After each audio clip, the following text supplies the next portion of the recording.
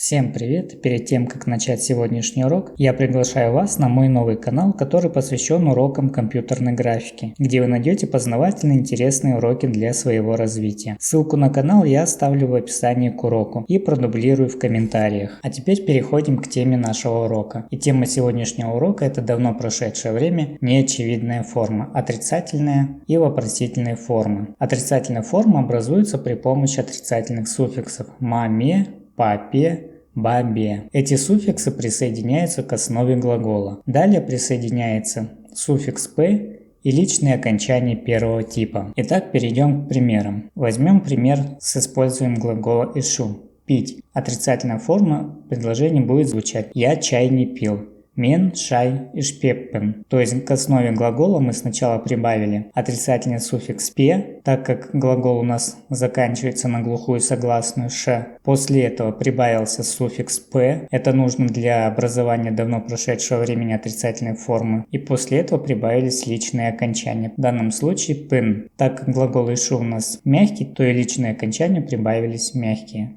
И предложение звучит «Мен шай и шпеппен». Я чай не пил. То же самое происходит и в следующих лицах. Ты чай не пил. Будет звучать «Син шай и шпепсен». Вы чай не пили. Уважительная форма будет звучать «Сыс шай и шпепсес». И третье лицо будет звучать «Ол шай и шпепты». Он не пил чай или она не пила чай. То же самое мы делаем и во множественном числе. Мы чай не пили будет звучать как «Быс шай и шпеппес». Вы чай не пили. Синдер шай и шпепсендер. Уважительная форма множественного числа будет звучать «Сиздер шай и шпепсездер». Вы чай не пили. И в третьем лице предложение будет звучать «Олар шай и шпепты». Они чай не пили. Переходим к следующему примеру. Используем глагол «бару». Отрицательная форма данного предложения будет звучать следующим образом. Мен конака бармаппен. Я в гости не ходил. К основе глагола «бар» мы прибавили сначала отрицательный суффикс «ма», далее прибавили суффикс отрицательной формы давно прошедшего времени неочевидной формы,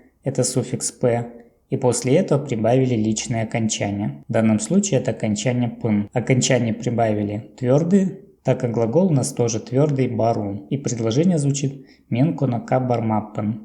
То же самое происходит и в следующих лицах. Ты в гости не ходил будет звучать «сен конака бармапсен». Вы в гости не ходили. Уважительная форма единственного числа будет звучать «сыс конака бармапсес». Третье лицо будет звучать «ол конака бармапте». Он в гости не ходил или она в гости не ходила. То же самое и происходит и во множественном числе. Мы в гости не ходили будет звучать «быс конака бармаппес». Вы в гости не ходили. Синдер конака бармапсендар. Вы в гости не ходили. Уважительная форма множественного числа будет звучать «сиздер конака бармапсездар». И в третьем лице множественного числа предложение будет звучать «олар конака бармапта». Они в гости не ходили. Теперь переходим к вопросительной форме данного времени. Вопросительная форма у нас может образовываться двумя способами. Первый способ — это при помощи вопросительных частиц «маме», «папе», «бабе». Это когда мы можем на вопрос ответить либо «да», либо «нет». И второй способ — это при помощи вопросительных местоимений. Это когда нам требуется дать полный ответ на вопрос. Итак, рассмотрим следующие примеры. «Ты чай пил?» То есть на этот вопрос мы можем дать ответ либо «да», либо «нет». Поэтому образуем вопросительную форму при помощи вопросительных частиц. В данном случае будем использовать вопросительную частицу «бе». И предложение звучит «сен щай шипсен бе». Следующий пример. Вы в гости ходили? Мы также можем ответить на этот вопрос либо «да», либо «нет». И поэтому используем также вопросительную частицу. В данном случае это вопросительная частица «ба». И предложение звучит «сыс конака барыпсыз ба». Следующий пример. Ты куда ходил? В данном случае мы уже не можем ответить на данный вопрос «да», либо «нет». Поэтому будем использовать вопросительное местоимение «куда», «кайда». И предложение звучит «сен кайда барыпсын». Ты куда ходил? Также и в следующих примерах. Он где стоял? Также используем вопросительное местоимение «кайда». И предложение звучит «ол кайда торупте». Он где стоял? И последний пример «Азамат когда пришел». Также мы не можем ответить на этот вопрос либо «да», либо «нет», поэтому используем вопросительное местоимение «когда» кашан. Азамат кашан келепте. Азамат когда пришел. Ну а на этом данный урок подошел к концу. Большое спасибо за просмотр. Подписывайтесь на канал и увидимся в следующем уроке.